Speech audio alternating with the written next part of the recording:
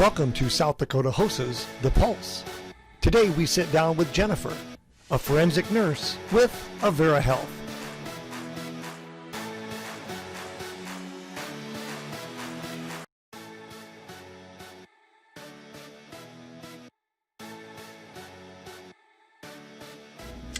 My name is Jennifer Canton. I am the SANE supervisor at Avera McKinnon and Avera eCare in Sioux Falls.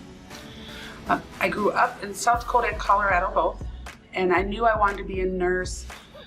Started kind of around 8th grade. I spent the summer with my uncle, who's a trauma surgeon, and I got to go to work with him, see all the excitement of the ER, sit in on some surgeries with him, and I knew I wanted to work in the medical field. Wanted to be a trauma surgeon like he was at first, and then after a little more experience and getting to see a little bit more, I decided I wanted to be a nurse.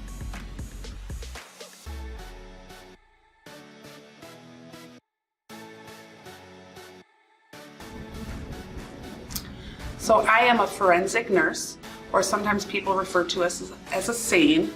A forensic nurse is an RN that's had additional training in caring for people that experience interpersonal violence. So things like sexual assault, human trafficking, intimate partner violence, domestic violence, child abuse, elder abuse, things like that. A SANE is just a specialized version of that. It's a sexual assault nurse examiner, and so those nurses deal just specifically with sexual assaults. Although quite frequently different types of violence intersect with that, but that's their specialty. Best part of what I do is I get to deal with a very vulnerable patient population that historically has not been treated the best and had their trauma minimized, kind of trivialized, and I get to come in and provide that specialized one-on-one care with them without any time constraints or other outside factors of the chaos of the ER that might affect that. And then I get to sit with them and help them as they start on that road to recovery.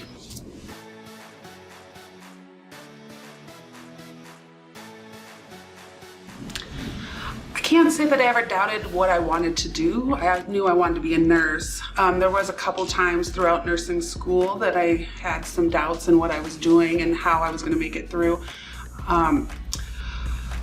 Specifically, I will say when I went back to school for forensic nursing, I doubted if that was the right path because in this area there's not as many job opportunities for that, and so that I had to kind of think if I wanted to really specialize in that and put myself in that sector or not.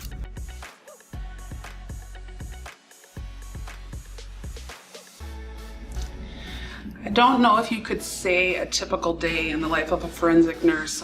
Some days I get called in for multiple patients and I'm seeing them back to back to back. Other days I spend in the office the whole time doing administrative type stuff. It really varies greatly. I guess you could say most days is a combination of both of those.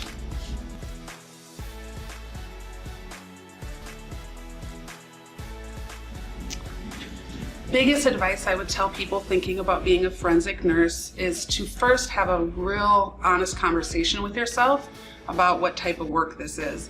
It's a very sensitive subject and can cause trigger a lot of trauma in other people. And so you need to have an honest conversation with yourself if you can handle that, if you're going to be able to deal with the things you hear. Also, you need to have a conversation with yourself of why you really want to do this, what interests you in this field. A lot of people watch TV, they watch SVU and Law and Order SVU, and they think it's like that, and it's definitely not anything close to that. And so you really have to have your focus on the patient and realize while you are doing some things related to forensics and collecting evidence and things like that, that the main goal is to help that patient on their road to recovery. Unfortunately, a lot of times these cases don't go farther than that. And so if that's your only focus is the forensic side, you're going to lose interest really quickly. So you just have to have that conversation with yourself about what your main focus and what you want to do with this.